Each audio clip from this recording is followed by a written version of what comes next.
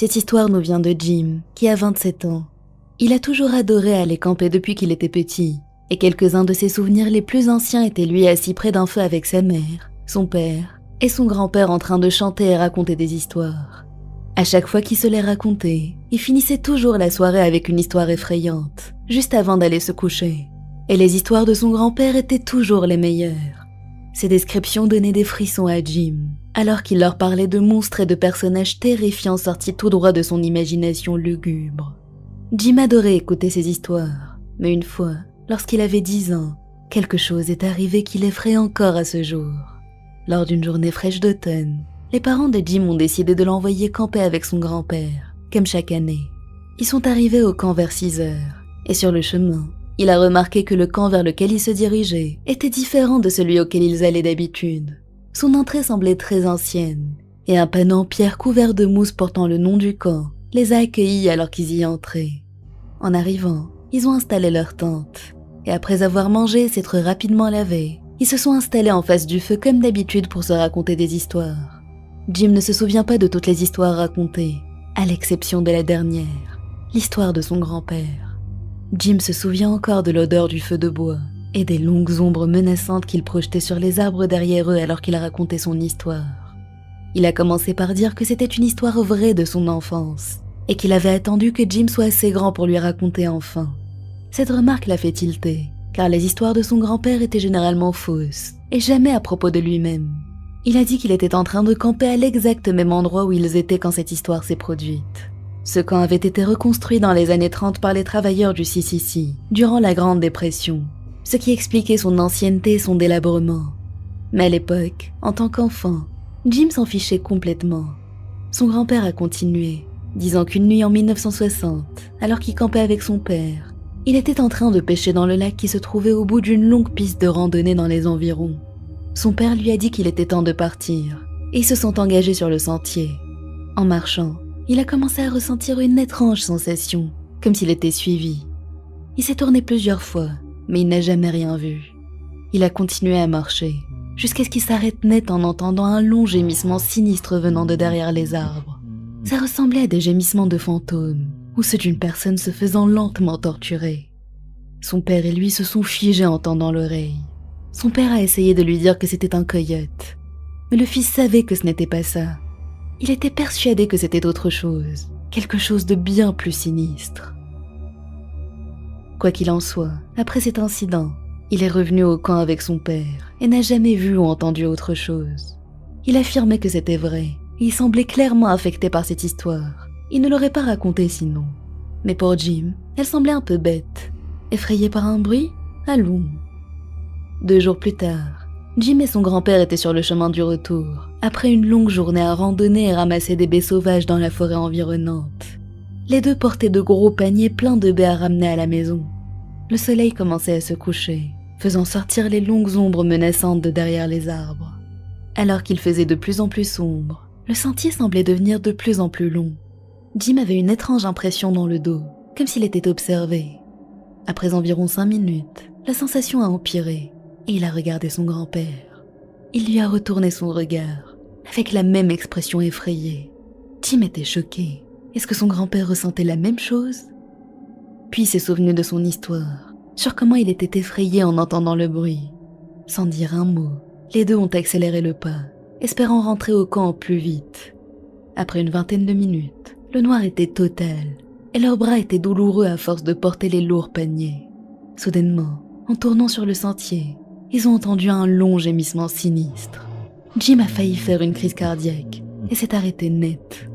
Son grand-père l'a encouragé à continuer, lui disant qu'il ne devait pas rester là. Ils ont recommencé à marcher aussi vite qu'ils le pouvaient sans faire tomber leur baie. Et au moment où ils commençaient enfin à se relaxer, ils l'ont entendu à nouveau. Seulement cette fois, c'était beaucoup plus fort. On aurait dit que quelqu'un se faisait assassiner. C'était terrifiant. Le son venait de juste derrière eux, et Jim avait une impression de brûlure à l'arrière de sa tête. Il n'a jamais osé se retourner. Il a continué à marcher, en se demandant ce qui pouvait bien faire un tel bruit, lorsqu'il a soudainement entendu son grand-père crier « Cours !» Jim, terrifié, s'est aussitôt retourné, et dans la faible lueur de la lune, il a plissé les yeux pour voir une grande ombre noire apparaître derrière les arbres à quelques mètres derrière eux. Il a lâché son panier de terreur et a couru à la vitesse de l'éclair tout au long du sentier, son grand-père sur ses talons. Jim était inquiet pour lui.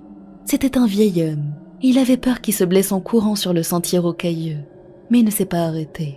Son grand-père non plus, jusqu'à ce qu'ils atteignent enfin leur camp. Cette nuit-là, ils sont restés dans la même tente, le cœur battant, Jim se demandant ce qu'était cette chose et ce qu'elle faisait là. Ils sont rentrés chez eux le lendemain. Ils ne sont plus jamais retournés à ce vieux camp. À ce jour, cette expérience continue de le hanter. J'ai récemment déménagé pour aller à l'université dans une autre ville. J'ai donc loué un appartement où j'habite seule.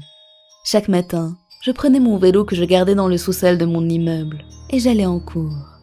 Généralement, le quartier est plutôt calme, mais une nuit vers 1h du matin, la sonnette de mon interphone a retenti. C'était inhabituel, mais je me suis dit que c'était probablement juste un voisin qui se trompait de porte. Ça a de nouveau sonné, mais j'ai continué à l'ignorer. Lorsque c'est arrivé pour la 3e fois, j'ai commencé à être agacée, mais je n'ai rien dit. Un jour, en rentrant des cours, j'ai trouvé un ticket de bus placé sur la poignée de ma porte. Ce ticket provenait d'un bus de ma ville natale, et il semblait m'appartenir, car le numéro de bus mentionné dessus était celui que je prenais fréquemment. À ce moment-là, j'ai commencé à avoir peur que quelqu'un me joue un mauvais tour. Cette même nuit, j'ai laissé ma fenêtre légèrement ouverte pour garder un œil sur l'entrée.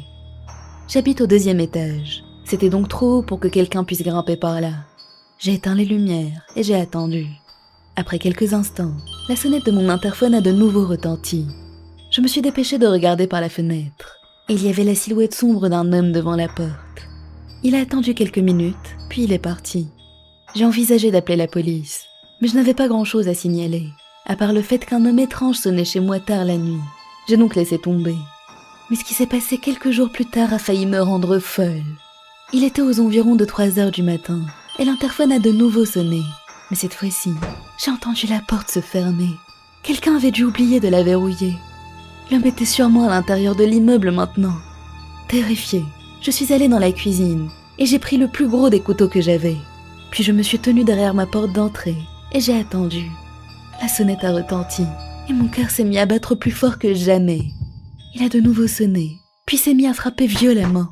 Je suis restée figée pendant une éternité, jusqu'à ce que je n'entende plus rien. Un peu soulagée, j'ai attendu encore un peu puis je suis allée me coucher. Ce qui était très stupide maintenant que j'y repense. J'aurais dû m'assurer que l'homme avait bien quitté l'immeuble. Le lendemain matin, en partant en cours, j'ai remarqué que la poignée de ma porte était abîmée, comme si quelqu'un avait essayé de la forcer. Je suis immédiatement allée voir mon propriétaire, qui vit juste au-dessus de moi, et je lui ai raconté tout ce qui s'était passé. Il m'a rassurée en me disant que tout irait bien. Je suis donc allée chercher mon vélo. Mais en marchant vers la porte du sous-sol, j'ai remarqué que le verrou était cassé. J'ai tout à coup compris que l'homme de la nuit dernière avait dû se cacher là-dedans. Je n'avais pas entendu la porte de l'immeuble se refermer la veille. Ça voulait forcément dire que l'homme était toujours là.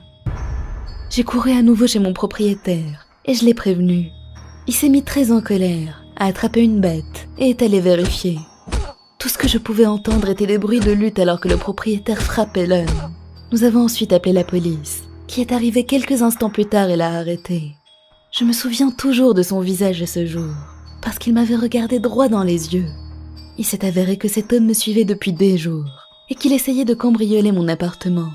Il avait fait la même chose à d'autres personnes dans le passé. Je ne sais pas ce qui lui est arrivé après ça, mais je suppose qu'il est en prison. Je serai éternellement reconnaissante à mon propriétaire pour avoir été aussi courageux.